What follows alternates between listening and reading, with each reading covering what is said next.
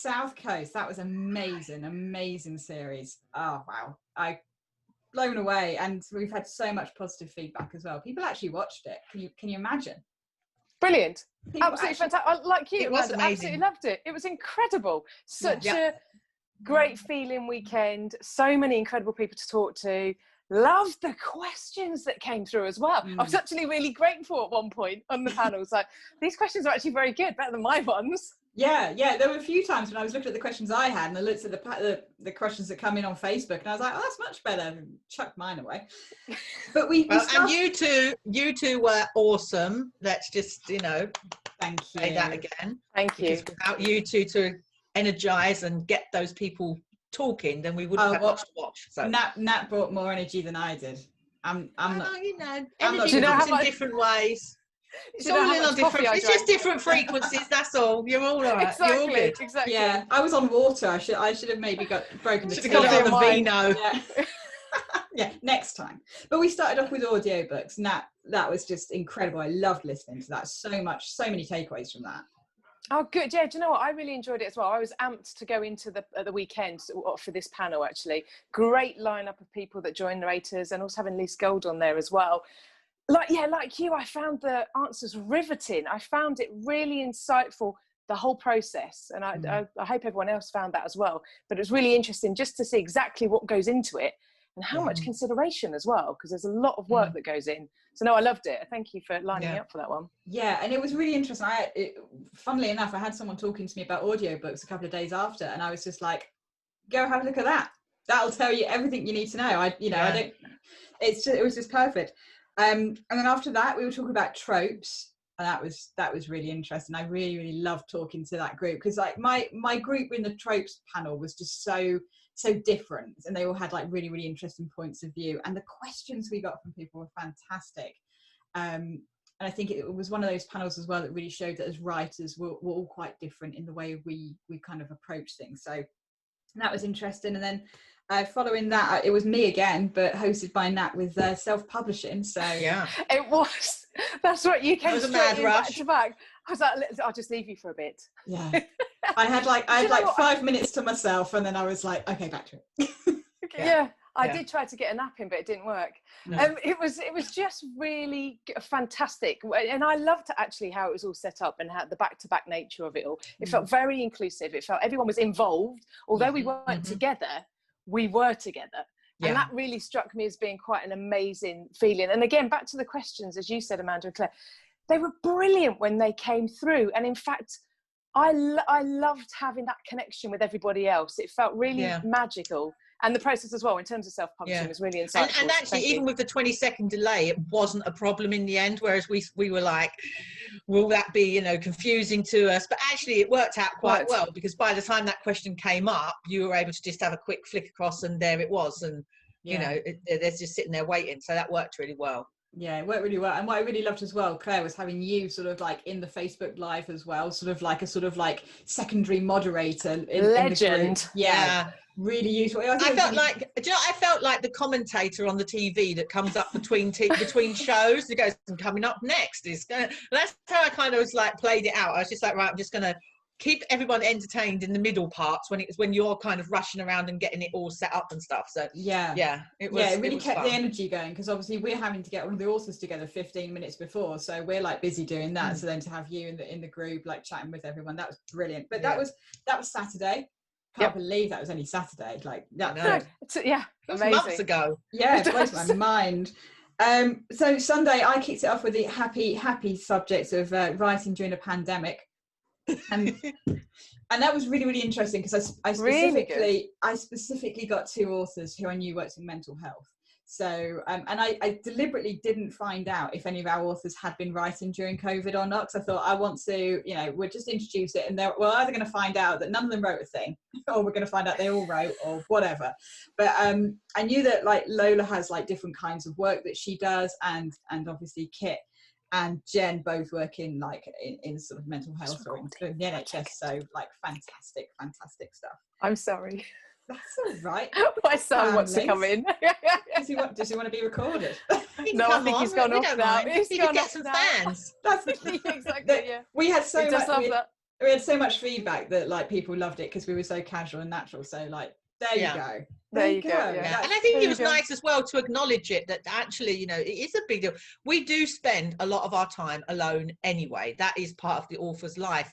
But actually, when you're forced into it, when you have no other option, it becomes a completely different dynamic.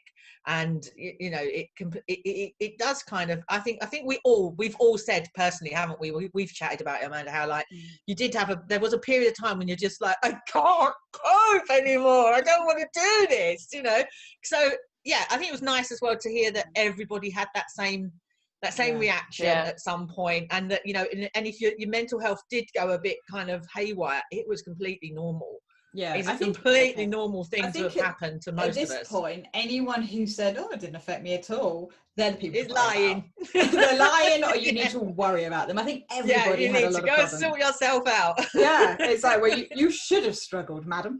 And then after that, Nat, you were with my wife, in fact. I was mixing it up. Mixing it up. Exactly. Absolutely fantastic. I loved that panel. I think I got quite hot during the recording, if I remember rightly. Yeah. Was it? No, the last one you got really hot with, so I think you just got warmed up on the first one. It was. It was incredible. Yeah, you did. It was a really good panel, I must say, because you were on that one, Claire. It was. Really, I was on that one. Yeah. I was on that as me. I was me on that one. Yeah. So, it was really fantastic, and I think what's even coming out of this as well, and what you touched on just a minute ago, Amanda, and you, Claire, and what's so amazing, my children are now shouting, so I'm so sorry. That's fine. I'm neglecting them. My cat's meowing outside the door, but I don't know if you can hear it. Is that it was, you know, we learned as we went along in terms of what we were doing. We were gaining new knowledge, and we were actually just, you know, learning from the questions that came through, how to do this, what's best in that way. And the whole thing was fantastic. The mixing genres was really brilliant. I found that very interesting in terms of how the fantasy works against, you know, when you're doing standard romance, and Claire was amazing in that panel.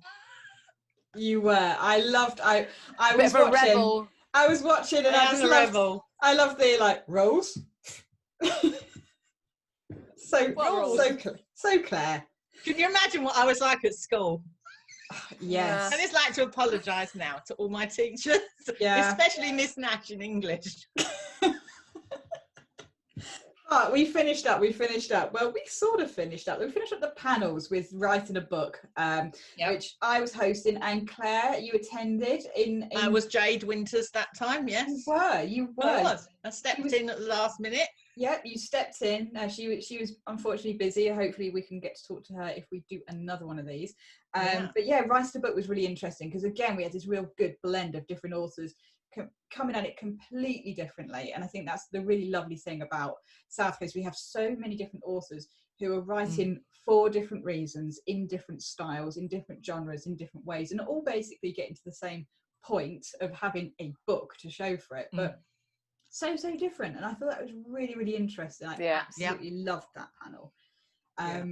And that was the end of our panels, and I can't believe it. No, cannot believe it. It's too quick. Yeah, I think we need to do a whole week next time.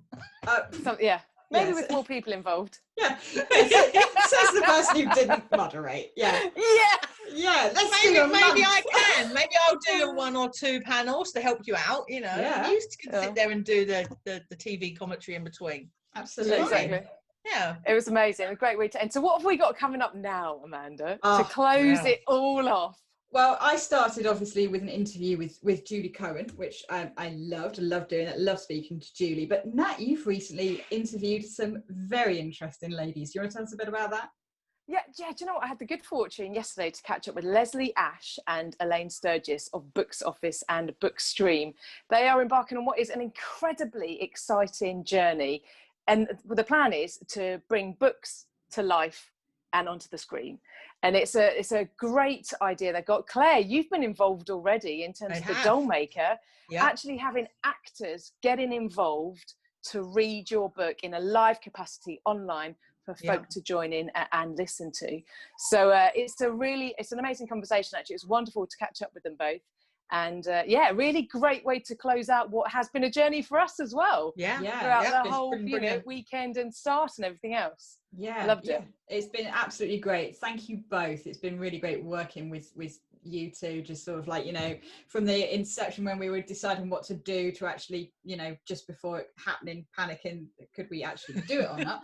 So it works amazingly. And thank you to everybody who came and watched on Facebook or on YouTube, which is where all of our videos will be live. They'll be live in the Facebook group, which I will put a link to in case you're on YouTube, and they'll also be on YouTube, which I'll put a link to in case you're on the Facebook group, so you can check out both. And thank you to everyone. So unfortunately, that's the end of the South Coast Lesbic Hangout for 2020.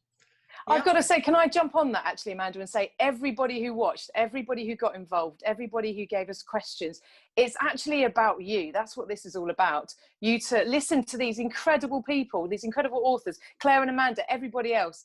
It was really fabulous to have you there. And that's, you know, that's what it's all about at the end of the day. So I thoroughly enjoyed it. And did we say we're going to do a questionnaire or something for people to give us feedback in terms of how we will do we'll do a feedback survey, so if anyone has any feedback on things they'd like to see or not like to see or like to see more of, they'll be able to get in touch and let us know. Perfect.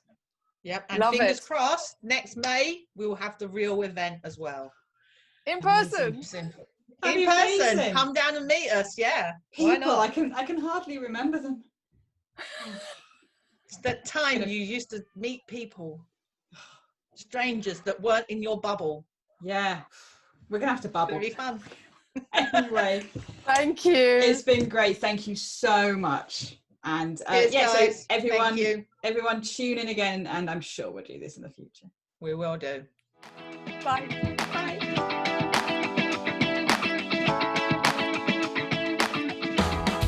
Hello everybody, how are you all? I bet you didn't expect to see me quite so soon. We've had an absolutely incredible weekend at South Coast Lesbic Hangout. Some wonderful authors on, some great panels and some really incredible conversation to be had. And I'm literally about to add the icing to the cake. I've got two remarkable individuals with me who have created BooksOffice, a way for authors to bring their books to the screen. We've got Leslie Ash, who is one of the UK's best known actresses and has appeared in some of the most iconic British television series and movies. There's also Elaine Sturgess, who specialised in marketing, working mainly in the entertainment sector, where her achievements include, and this blew my mind when I read it, being responsible for the first ever live vote on TV. That's brilliant. Thank you both so much for joining me. It's an absolute pleasure to talk to you. How are you both?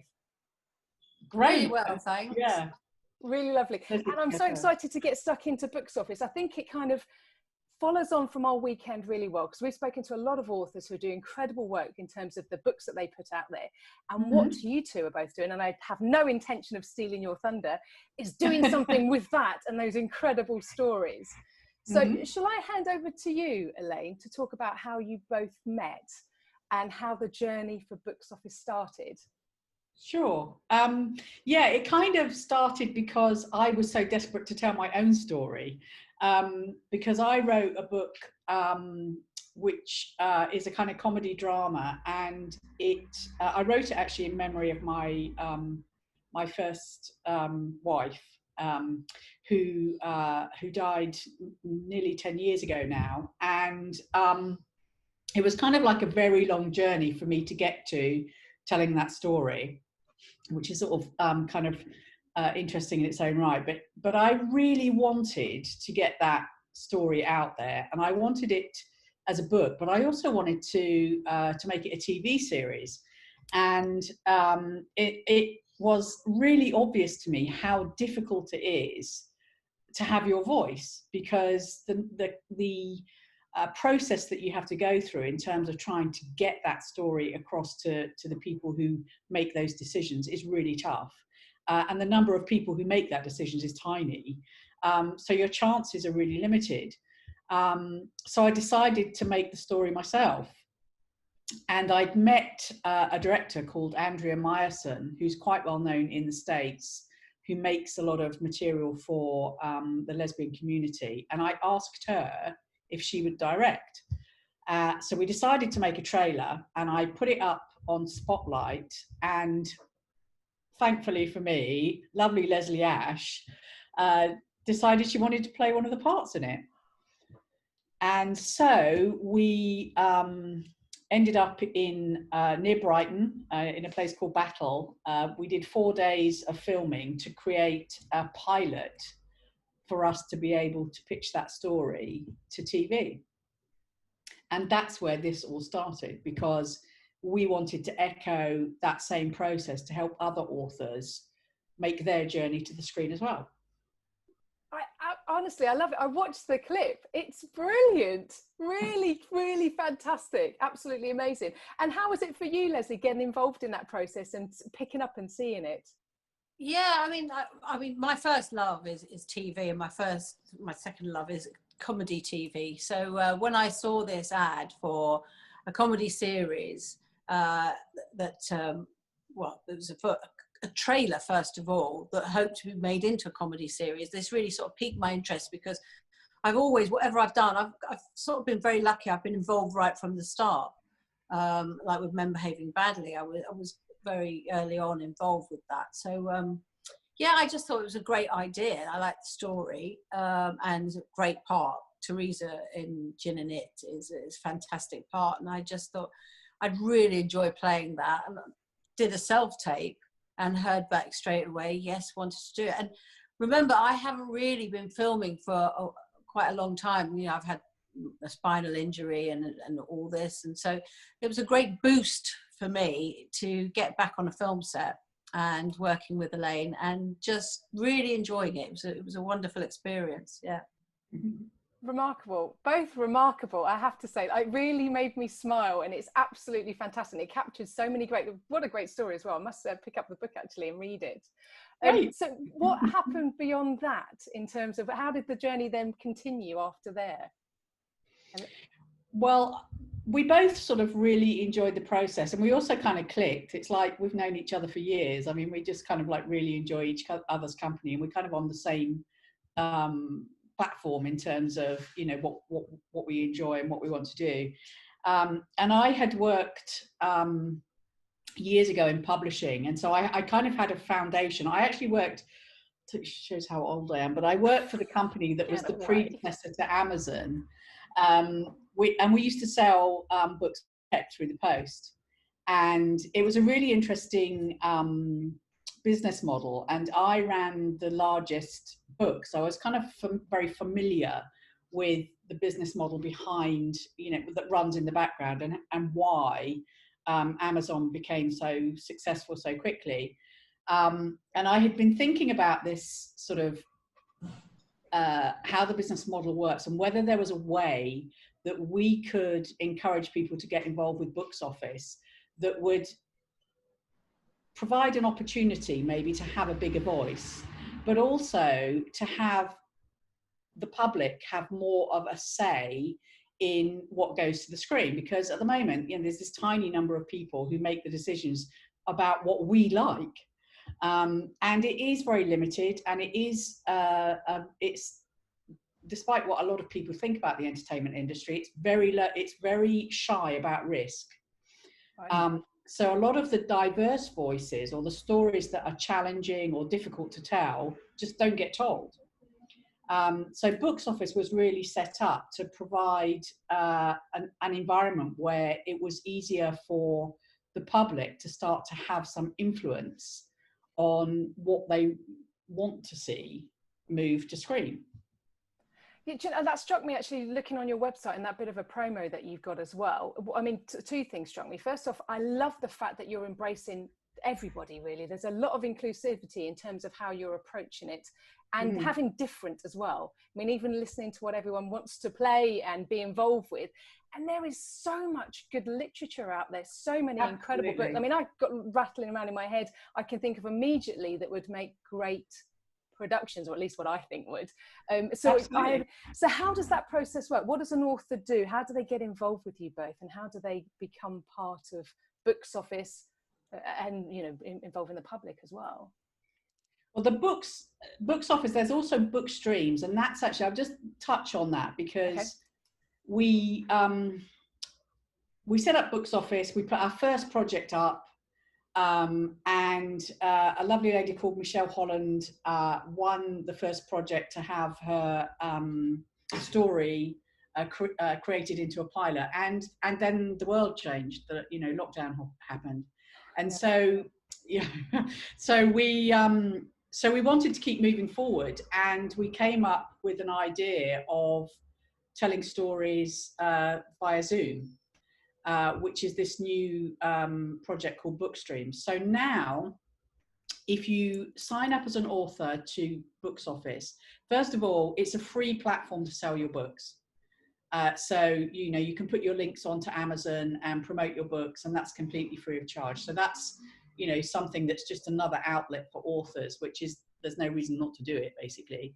And then the second part of it is where, if you feel like your book would make a great TV series or a movie, is to submit it to one of our projects. And our projects are generally set up by genre, so romance or crime.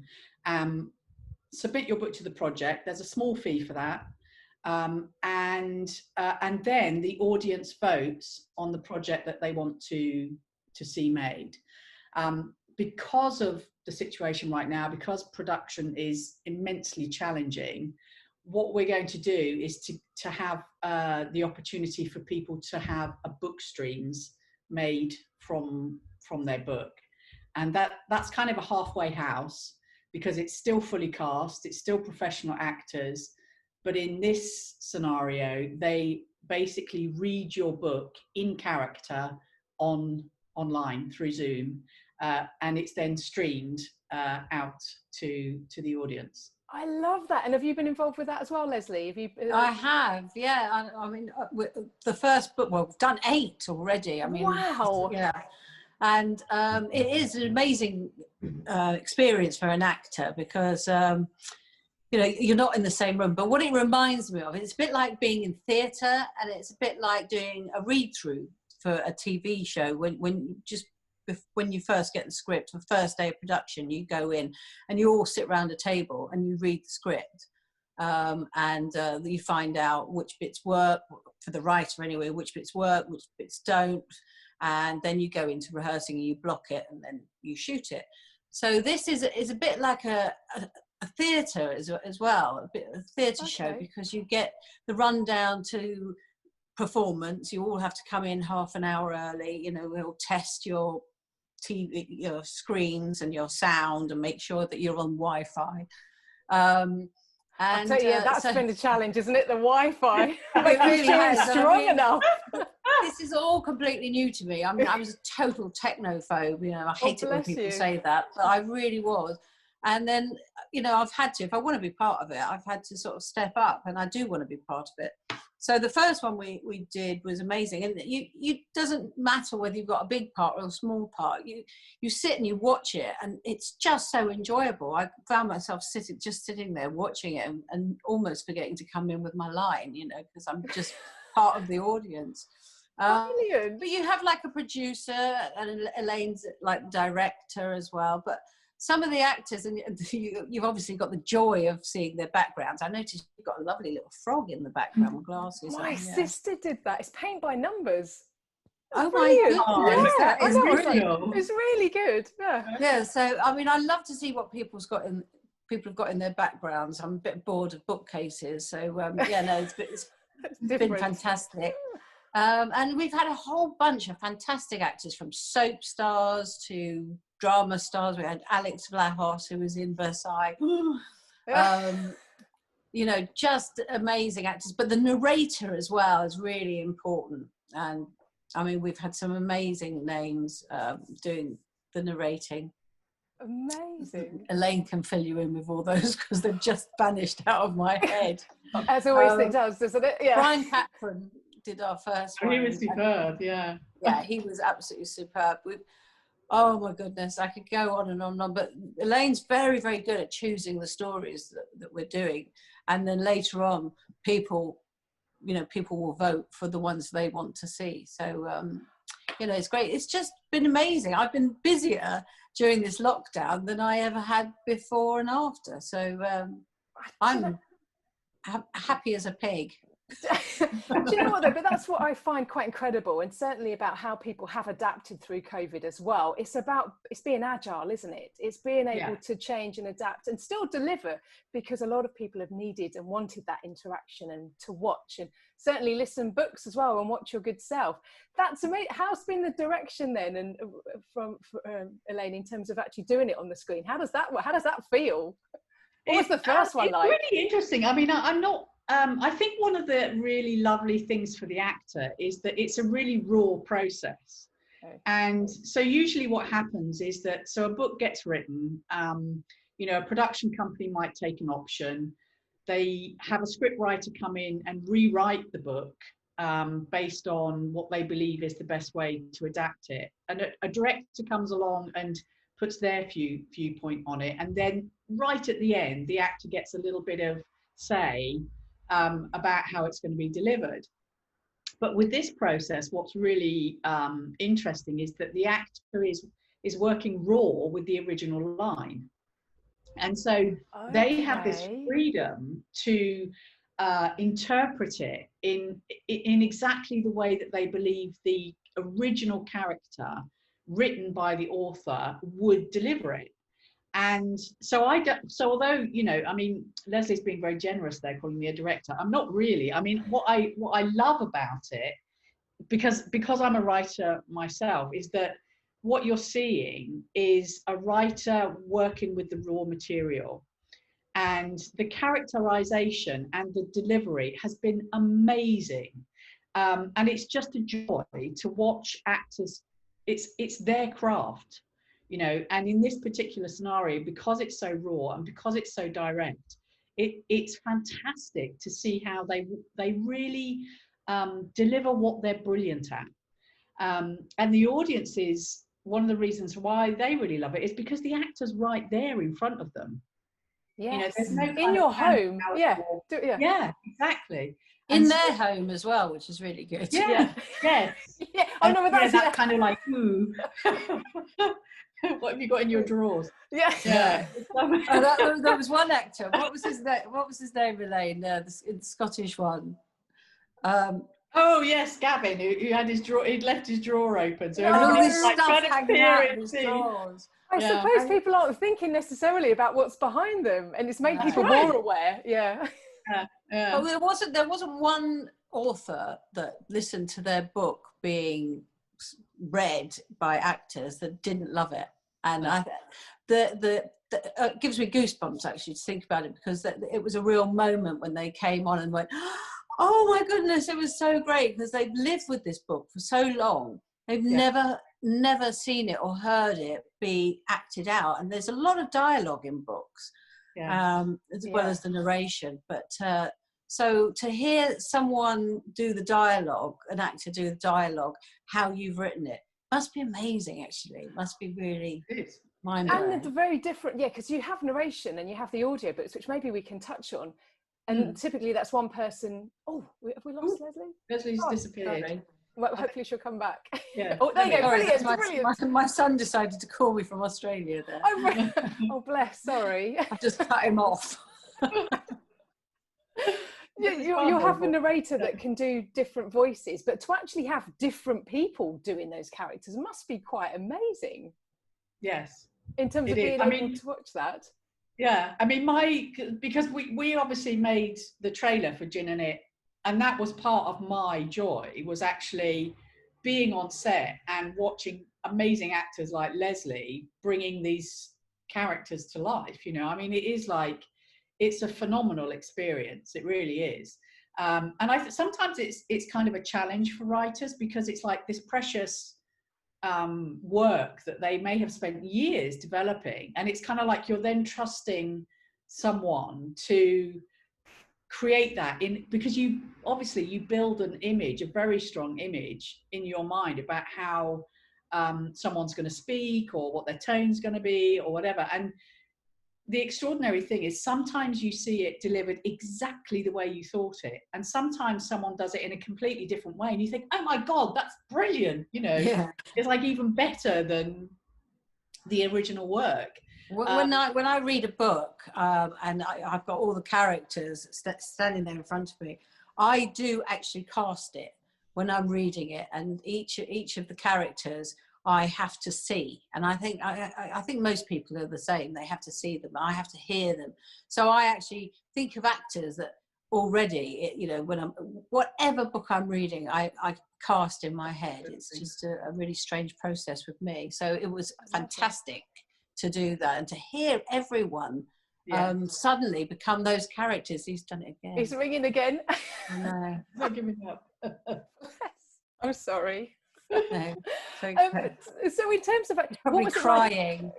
I feel bad. Mom! Where are you?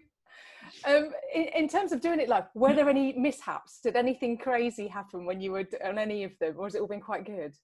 We did have a couple of little things, because obviously with Zoom you can't tell what's going to happen. The electronics is out of your hand. Yeah, that's right. And so there have been sort of a little outages, but the funniest thing for me has been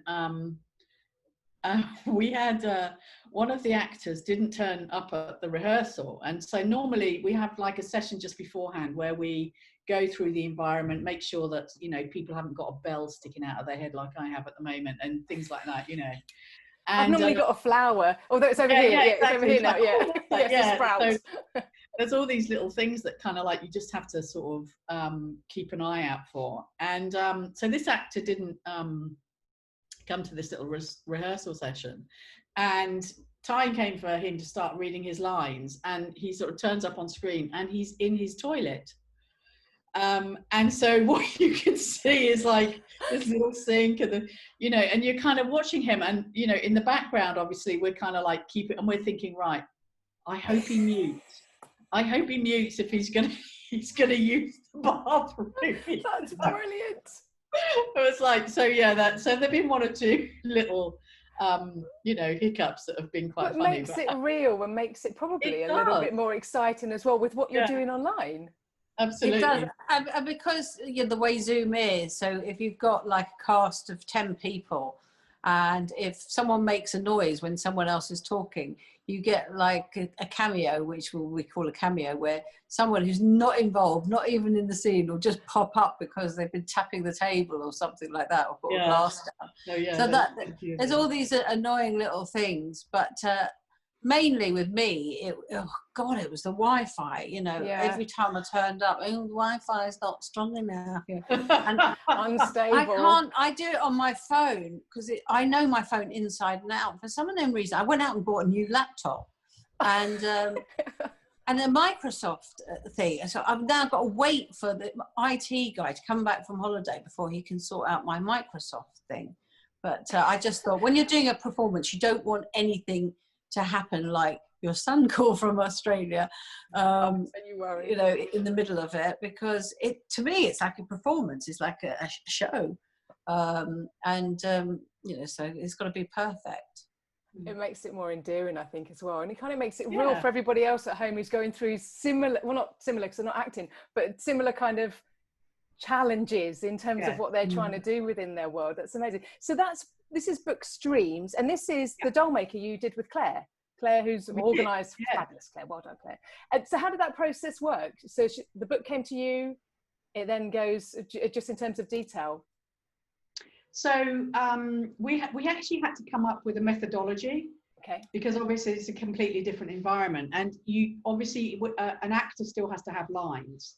So the read is happening, and each actor has to know when they're coming in. So there's this kind of timing process. So you have to break the book down into episodes, and then so that they're timed episodes, so you know how long each session is going to be, and then each actor gets a marked up version of the book with their lines in it, so that everybody knows when they're going to be on screen. And I'd read The Doll Maker, and I really liked the story.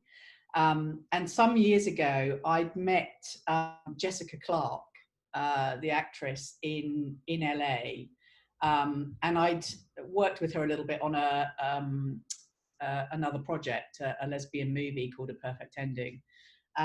And as soon as I read Claire's book, it made me think of Jessica, you know, for the role of Witten. And so I thought, you know, we should do this, and I think it would make a great TV series. You know, I think it's a great story. There's lots of twists and turns in the plot. There's love interest. The two main plots move along together really well.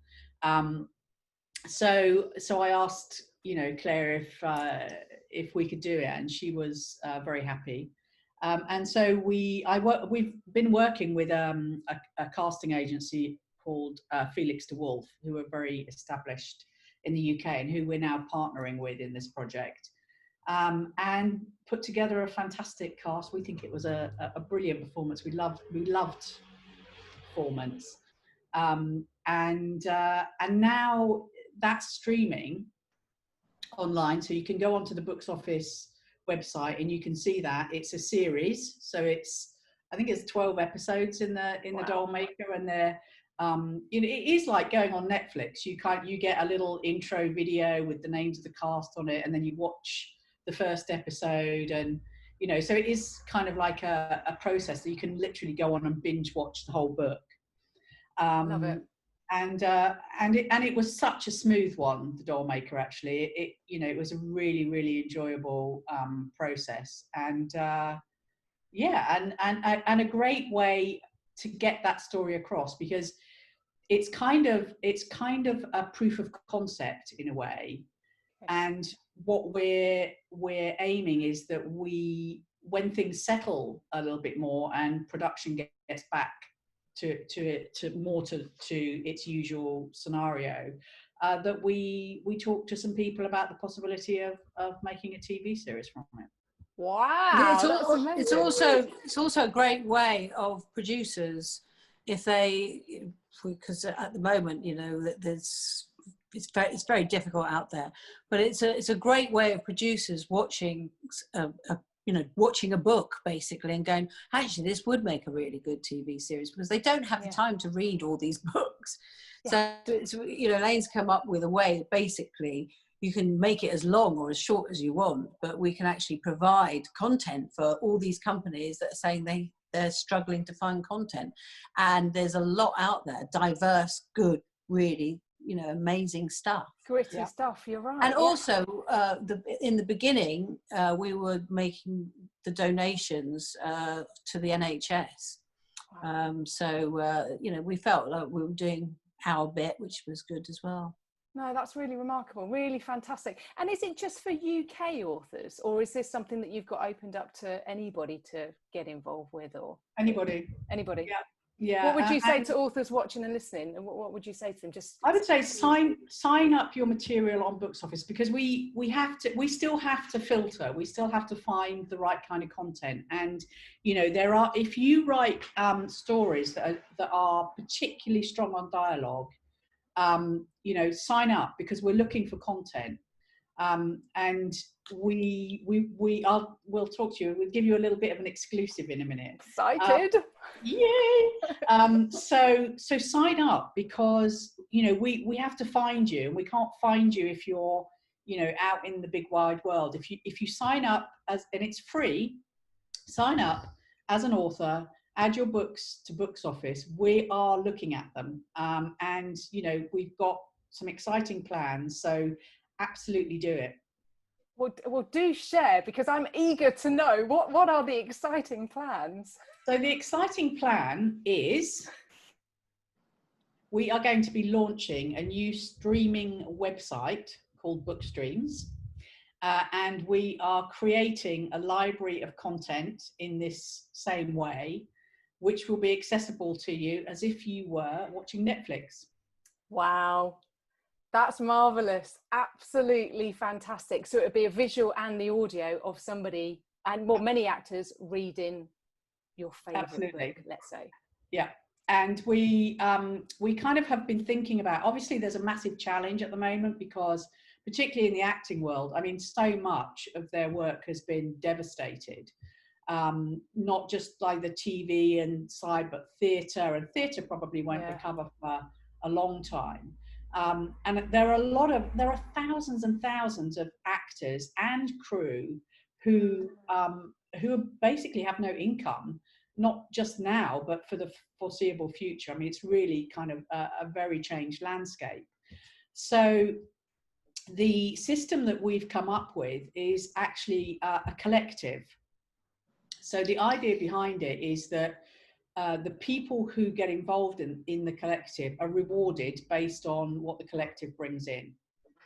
So if we sell tickets, if we get sponsorship, whichever way that we bring income in, it will be shared between the teams who work. So everybody involved gets a share of what comes in. It's not one of these kind of like corporate scenarios where there's somebody sitting on a board, you know, taking all the profits. This is about sharing what we have to offer.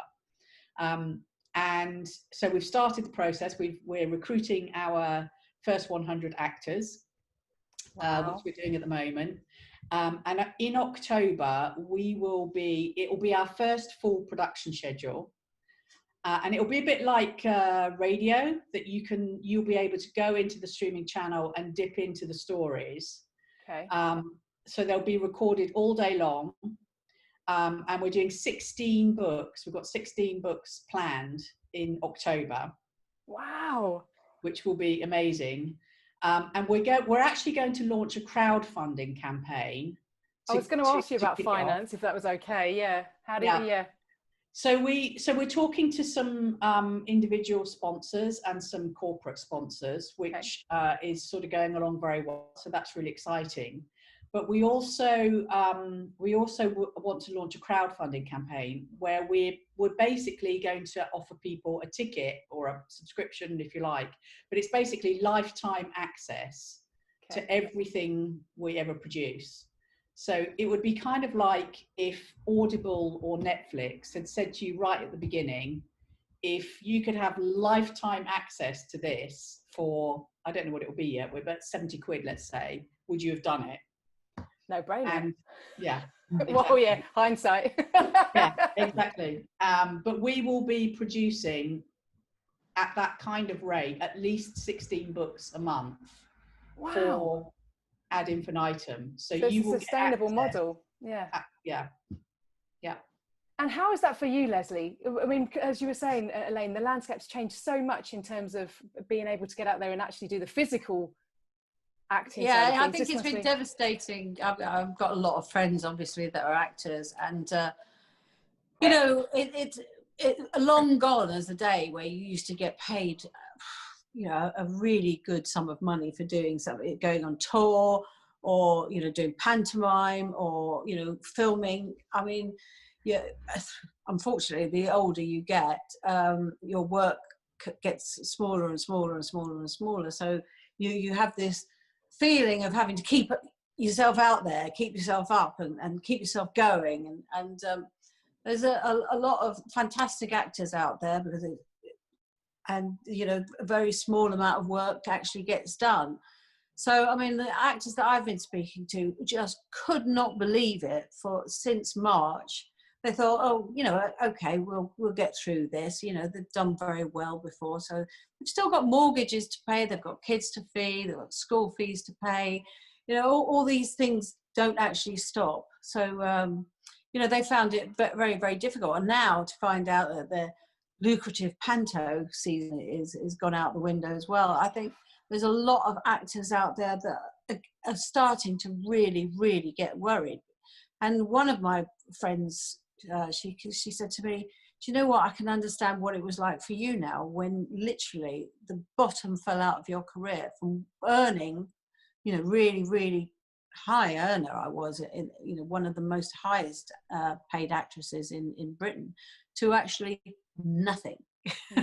And it was very, very scary, you know. And also it's not as though I could have done something else, because I was, you know, learning how to walk and stuff like that, which was awful. But you know, she said to me, I can honestly know what you feel. You go through this panic, absolute sort of like anxiety of what you're going to do, and it's out of your control, totally out of your control. So I mean, now there's like little windows opening of possibilities of doing something else, like Elaine's come up with, you know, this amazing idea. it's a lifeline, really. It's going to be a lifeline to a lot of actors. I think it's incredible, and bless you. I totally understand where you're coming from. There's a lot of folks. Yeah, it's when you get to that terrifying point, it's actually quite wow. But this is marvelous what you're both doing. And, you know, when I spoke to Claire as well, it's absolutely incredible. I think it will give everybody a different avenue into watching. And if you can't get to stage, if you can't get to theatre, I'd forgotten about Panto. I'm gutted. That's, But also, I like the way that the audience can choose what they want to see as well. Yes. And I love audience participation. You know, I love it. Did I see on the website you talk about it being like X Factor in that regard, because you're actually having audience choose, which is marvelous. Yeah, I think it is, and I think you know, it was something you were saying earlier about there are so many amazing stories out there, and there really are, and we have found some absolute crackers that you know don't have a voice. You know, they're not able to get up into Amazon's algorithms to be able to sell their books. And amazing stories. I mean, some of the stories about the stories that we've already encountered have been extraordinary. And the thing I think that you know I really love, and why I really would say, you know, to people to try and support this if they can, is that it will provide opportunities for an awful lot of people. And the more that people support the crowdfunding campaign, the more actors, the more producers, the more script editors, the more sound people that we can take on to actually create the content. So you kind of, it's like you're getting the content, you know, you're going to be able to see all these stories for years and years to come, but you'll also be the people who are creating the opportunity for these actors to get out there and practice their craft. And I think also it's time now, you know, before lockdown, I think we were so used to being fed entertainment on TV and in the cinema, and to a certain extent, you know, in the West End, in theatre all over the country. So you sort of like get fed it, and you don't even know it. And then, you know, critics telling you whether it's good or it's bad, and, oh, don't go and see that. I had a terrible write-up, you know. And it just puts the power back into your hands and what you want to see. You know, if you want to see, you know, something that's really diverse, that you know that other companies just wouldn't pick up, there's a chance. You know, there's a chance to see and hear that story.